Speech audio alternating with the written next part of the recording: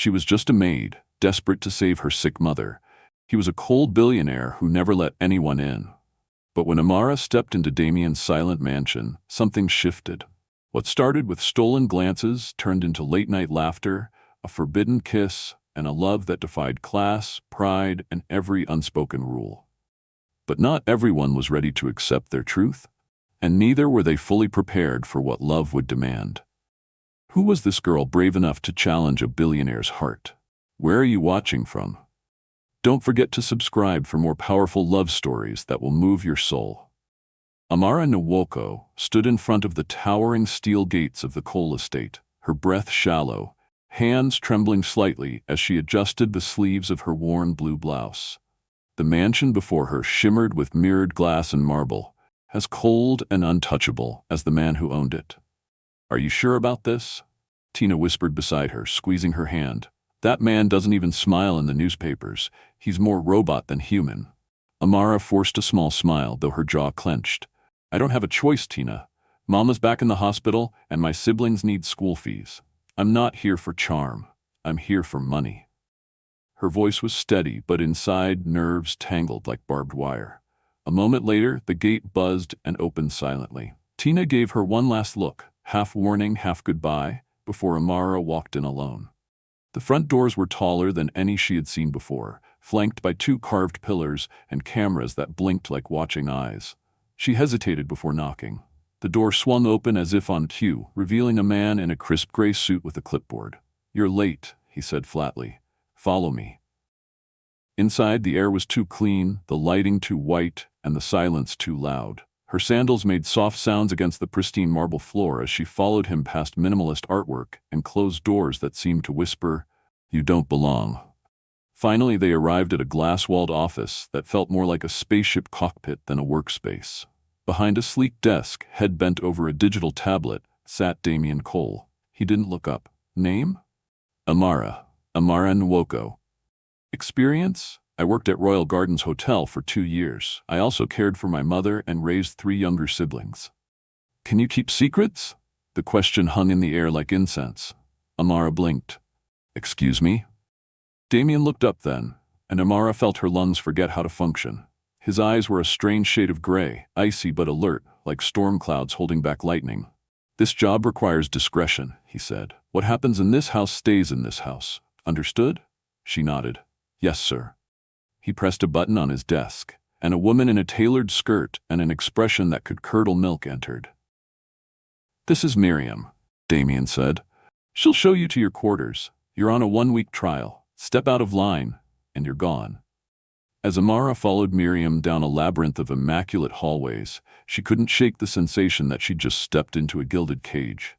She touched the small pendant on her necklace and whispered softly, "This is just a job. Nothing more." But deep down, a strange flutter stirred, an instinct she didn't understand. "You'll rise at 5 a.m. sharp," Miriam was saying as they turned into a quieter wing. "No jewelry, no personal phones during duty hours. And under no circumstance do you engage Mr. Cole unless he speaks to you first. Understood?" Amara nodded quickly. "Yes, ma'am." They stopped at a modest room, neat, sterile, and far too quiet. A single bed, a plain wardrobe, drawn curtains that let in no light. "You'll share the floor with Charles, the driver, and Mama Kemi, the cook. Don't touch what isn't yours." Miriam left without another word, her heels echoing like a warning. Amara stood in the room, absorbing the silence. It was more than she had at home, but less than she had hoped. She sank onto the bed, pulled a faded photo from her bag, her family, smiling during better times, and let herself feel just a moment of homesickness before blinking it away. A knock broke her thoughts. She opened the door to find a round-faced woman with flour on her arms and kindness in her eyes. "You must be Amara," the woman said. "I'm Mama Kemi. Come to the kitchen in 10 minutes, I'll show you the ropes." Amara gave her a grateful smile. "Yes, ma'am, thank you." When she was alone again, she inhaled deeply. The air smelled like cleaning products and rules. But there was something else beneath it, a strange energy that hummed through the walls of the coal estate like electricity waiting to spark. Amara stood up, pulled her hair into a bun, and looked at herself in the mirror. She wasn't here to make friends. She was here to survive. But survival, she would soon learn, sometimes had a heartbeat of its own. The following morning, Amara rose before the alarm, her body still adapting to the sterile silence of the Cole estate. She dressed quickly in the plain gray uniform folded at the foot of her bed and tied her hair back into a low bun. The halls outside were quiet, eerily so, and as she padded barefoot to the kitchen, she could almost feel the walls watching her. Mama Kemi was already there, humming an old high-life tune and stirring something in a giant pot that smelled like home. "Good. Early bird," Mama Kemi said with a nod, not looking up. "Start by chopping onions. Mr. Cole doesn't like waiting for breakfast." Amara grabbed the chopping board and knife, hands moving quickly. Her mind, however, wasn't on the vegetables. It was on Damien. The way he'd looked at her, not just looked, but studied. Cold, calculated, and yet there was something else beneath the surface, something that made her uneasy in a way she couldn't name. "He eats at 7:30 a.m. sharp," Mama Kemi added. "Toast, boiled eggs, and tea. No oil, no pepper, no talk. Just deliver the tray and go." "Understood," Amara said. By the time the clock ticked to 7:30, she had everything ready. The toast was golden, eggs just firm, tea brewed lightly with a touch of honey. She arranged the plate with trembling fingers and watched the kitchen clock like it might explode. Then came the footsteps. Sharp, echoing, powerful. Damien walked in like a storm in a suit, tailored black, crisp white shirt, not a wrinkle in sight. He didn't say good morning, didn't look her way. Just sat at the table, pulled out his tablet, and began reading. Mama Kemi slid the plate in front of him. "Breakfast, sir." He nodded once without lifting his eyes. Amara lingered near the counter, pretending to wipe a tray. Then, briefly, his gaze flicked up, just for a second. But in that moment, Amara felt like she'd been caught stealing time. His eyes didn't soften, but they stayed on her a second too long. After he left, Mama Kemi leaned in, voice low. "Don't let it get to your head. He notices everything, but says nothing. That kind of man? Dangerous." Amara didn't respond, but her heart was pounding. That look, brief, intense, wordless, was now looping in her mind like a song she couldn't shake.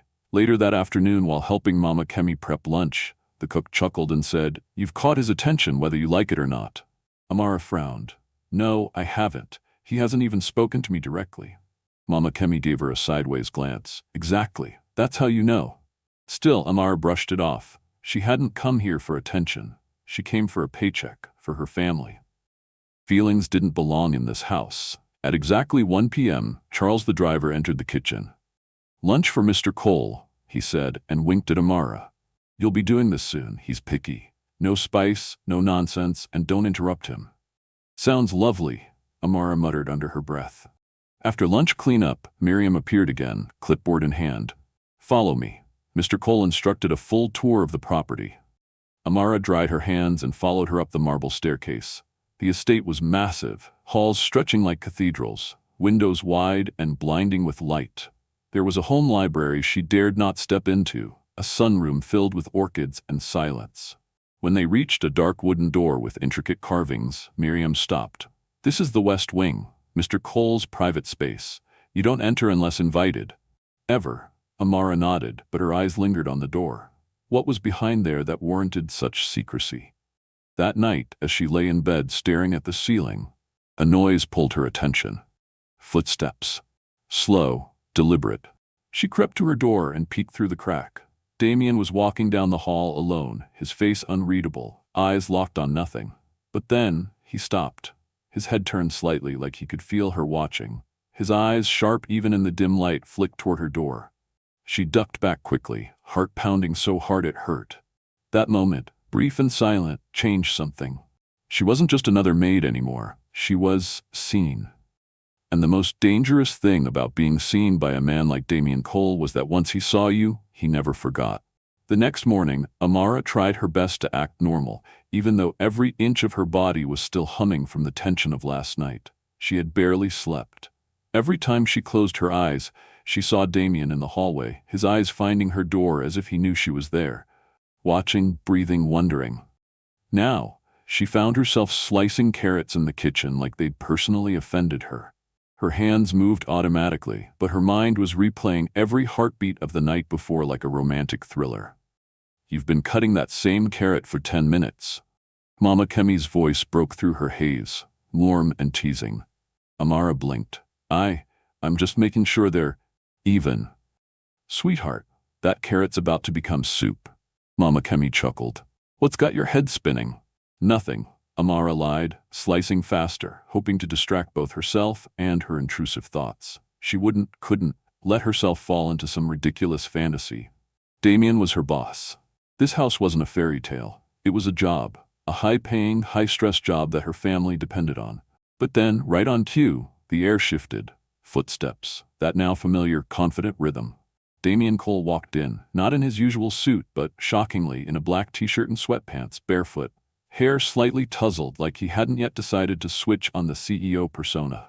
He held a mug of coffee in one hand, his expression unreadable, though a hint of amusement flickered in his eyes when he saw Amara at the counter. Good morning, he said, casually. Amara almost dropped the knife. Morning, she replied, trying to sound normal, but her voice cracked somewhere between good and morning. He walked past her, set his mug down, and leaned against the counter. About last night. Amara froze. Here it was. The moment. The conversation that could change everything or crush it completely. That didn't happen, she said quickly, without meeting his gaze. I mean, it did, but it didn't. It was the candles and the storm and Nipa. Damien tilted his head. Is that what you want, for it not to have happened? She hesitated, her hands slowly stilled on the cutting board. I don't know what I want. I've worked in homes where the boss didn't even know my name. You've seen me in hairnets, yelling at burnt stew and chopping onions like I'm in a knife fight. And yet, he stepped closer, lowering his voice, you make me laugh. You challenge me. I haven't stopped thinking about you since the first day you marched into my office and told me about your hotel job with that straight back and fierce eyes. Amara looked up at him, heart hammering. I know this is complicated, Damien continued. I'm your boss. You're my staff. But I'm tired of pretending I don't feel something when I look at you. The knife in her hand dropped softly onto the counter, her defenses cracked, just a little. You mean it? I do, he said simply, taking her hand gently. Last night wasn't an accident, it was real, and if Nipa hadn't interrupted me, I would have kissed you. This time she laughed, tears welling in her eyes.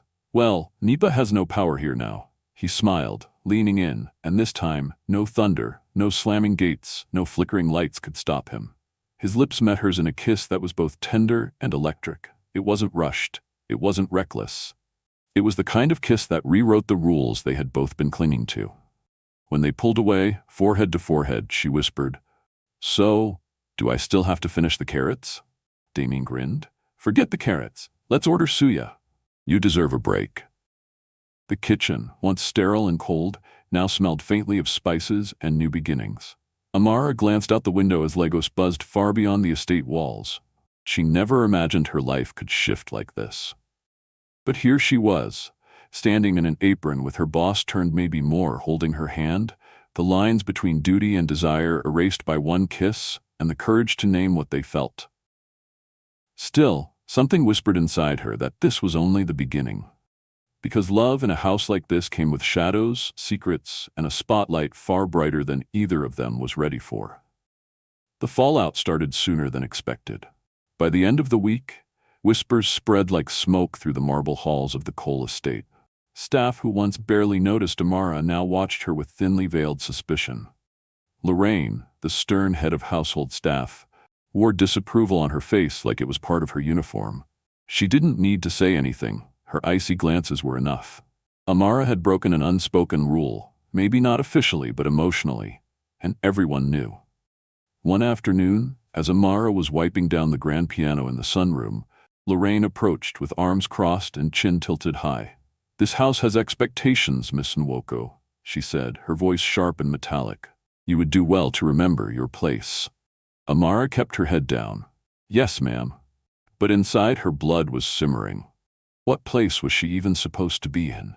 The one she'd earned through quiet endurance, or the one that Damien's soft touches and stolen glances seemed to offer her? Later that evening, Damien appeared outside the laundry room, holding a paper bag of steaming puff-puff and grilled plantains. You didn't eat lunch, he said, pushing it toward her. Don't argue. Amara looked around quickly, anxiety rising. Damien, someone could see. Let them, he said flatly. I'm not hiding anything. She opened the bag slowly, the scent of sweetness and spice calming her nerves. You really don't care what they say? I care about what's real, and this, he gestured between them, is real. It would have been easy to believe him, but the world outside that laundry room wasn't so simple. A few days later, Damien invited her to visit her mother in Ajagunle. Amara was hesitant. Her two lives weren't meant to collide. But he was already waiting in the car with gifts piled in the trunk. A bag of rice, cooking oil, medication, even a brand new generator. So Nipa doesn't ruin another evening, he joked. As they walked through the narrow streets of her neighborhood, whispers followed them like curious birds. Children stared. Market women nudged each other. Ramona, now your brother? One woman shouted, laughing. Amara sighed. Ignore her. Mama Ngozi is allergic to minding her business. When they reached her home, her mother was sitting on the veranda, wrapped in a faded wrapper, eyes sharp despite the years and the pain. She stared at Damien like he was either a vision or a warning. Mama, Amara said quickly, this is Damien, my boss. Damien stepped forward and bowed slightly. Good afternoon, Ma. It's a pleasure. Mama Nwoko replied, still watching him like she had X-ray vision. You brought generator, but can you bring peace? They all sat on the veranda under the dusty mango tree. Damien complimented her plants, asked about her arthritis, offered to arrange a specialist in Victoria Island. Mama listened, her hands folded tightly in her lap. Finally, she leaned forward. You say you love my daughter, but rich men love like rain, heavy for 1 hour and gone by morning. Damien looked her in the eyes. I understand your fear, but I'm not here to disappear. I'm here because I choose her. Mama was silent for a long time, then cracked a rare smile. Well, if you hurt her, I will follow you spiritually. Amara burst out laughing, tears forming. Damien looked genuinely shaken. Noted, Ma. They left the house with her mother's cautious blessing, hands brushing together as they walked back to the car. Amara squeezed his fingers. You really meant all that? He nodded. Every word. But just as peace seemed within reach, they returned to the estate to find an unexpected guest waiting in the grand foyer, Damien's mother. Tall, elegant, and draped in a crimson kaftan that screamed old money, she looked Amara up and down like she was a stain on imported marble. So this is the girl, she said coolly, the maid. Amara felt her chest tighten.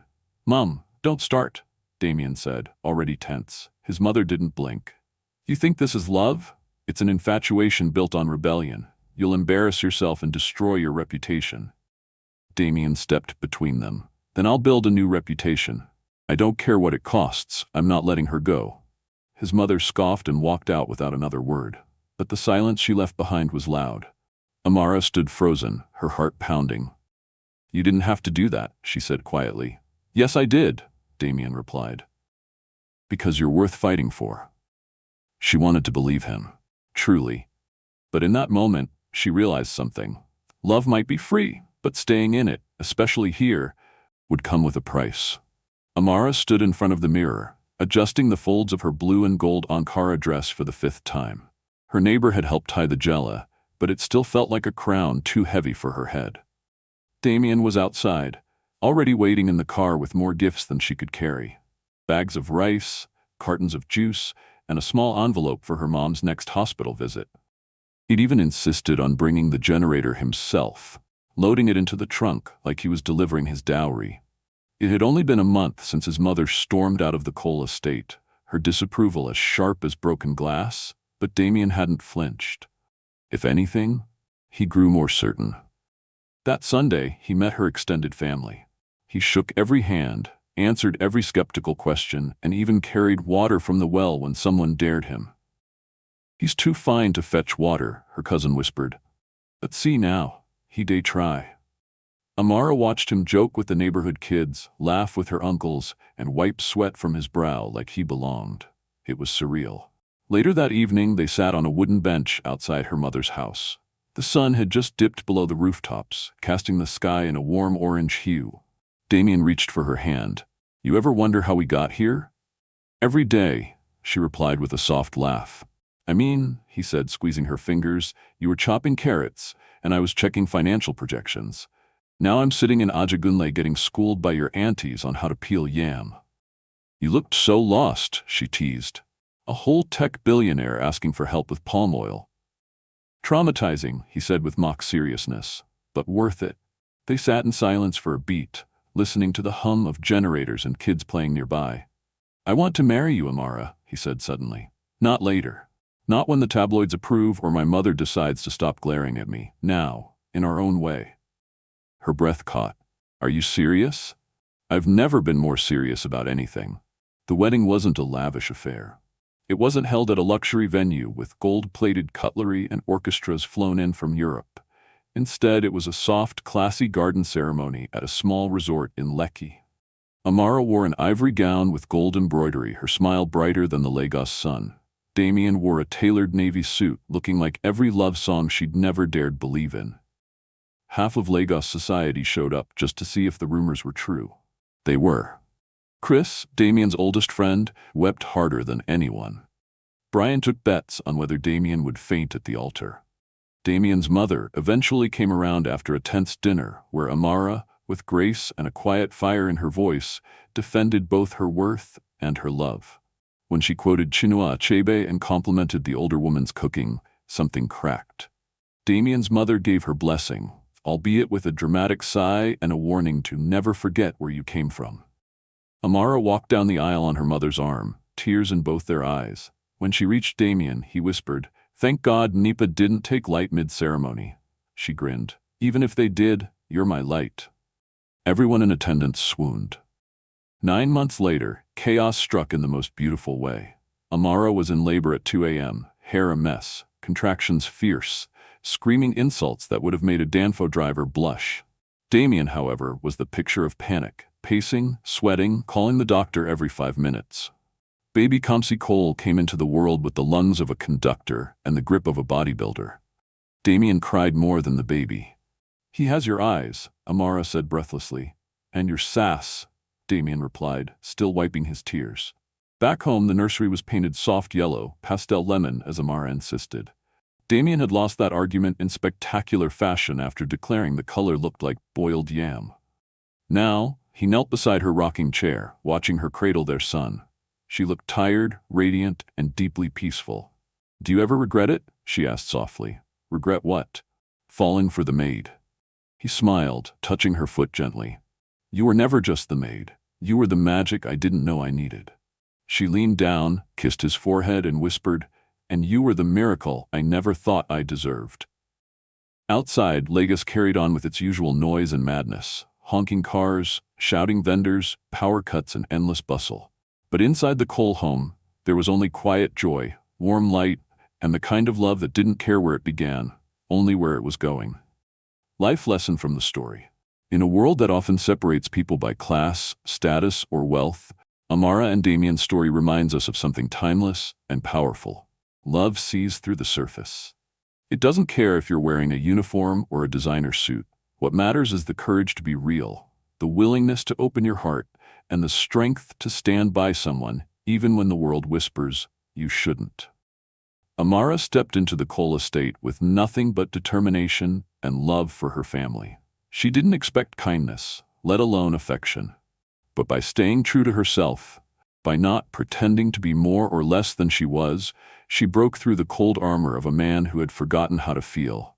Damien, raised in a world of control and appearances, found in her the one thing his wealth couldn't buy: genuine connection.